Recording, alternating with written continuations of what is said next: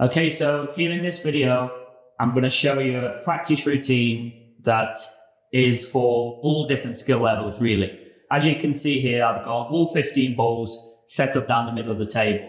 So I'm going to break this routine down into 3 different categories. So the first one is going to be an amateur level. So I'm going to show you an amateur level of completing this routine. Still quite difficult. Bear in mind, this is a Chinese 8-ball table. So the table dimensions are 9 feet by 5 feet, American size pool balls into an extremely tight pocket. So it is quite a tough routine to start with, but I'm going to break it down into 3 levels. So the first level is going to be the amateur level. So you can start practicing this and it just gets you used to potting the balls, controlling the cue ball, but it's the easiest of the 3. Once you've completed that one, we're then going to move on to the intermediate level. So it gets quite a little bit harder actually. But it's again, exactly the same routine, set up in the same way, but we just crank up the difficulty level basically and make it a lot harder.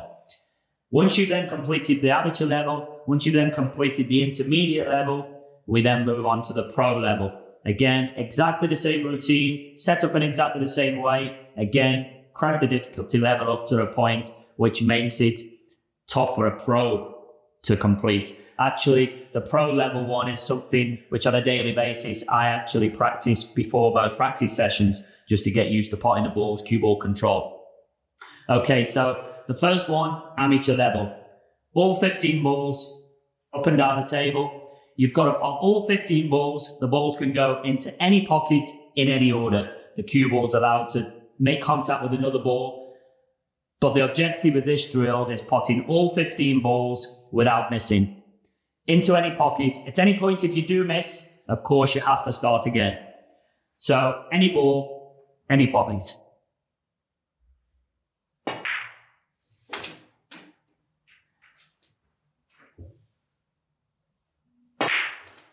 You can see there, I've used a couple of cushions. So now I've landed a little bit out of position. What I'm going to do is, because I can take any ball in any order, I'm now going to take one of these easier balls to the middle. Keeping tight control with the cue ball is the key with it, really. And because there's so many options at the minute, because obviously there's so many balls on the table, you don't always have to take the first ball that you see. Sometimes you have to come round, check the angle. As it's foul, I was pretty good on that one into there. And again, just keeping tight control of the cue ball. As I said, you can take any ball into any of these pockets. You can use all of these 3 pockets. At the minute, I'm just using all the pockets on that side of the table for the purpose of the video, but you can take any of the balls into any of the pockets.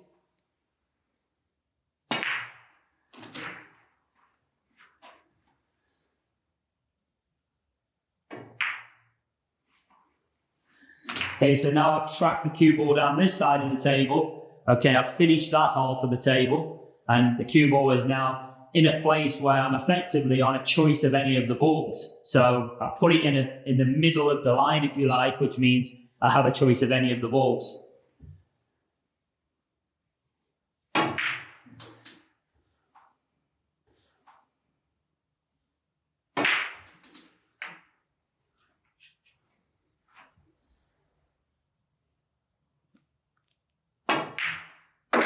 Actually, an 8-ball pool, that's the key to it really, is you give yourself options. When you play positional shots, what you're really doing is, of course you're playing position on one ball most of the time, but sometimes you're actually playing position on multiple balls where you're giving yourself options if you don't land on the ball that you played on originally.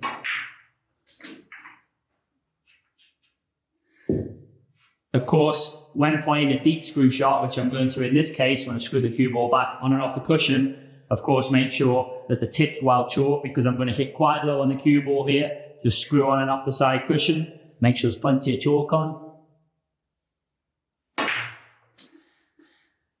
Gets that reaction out of the cue ball.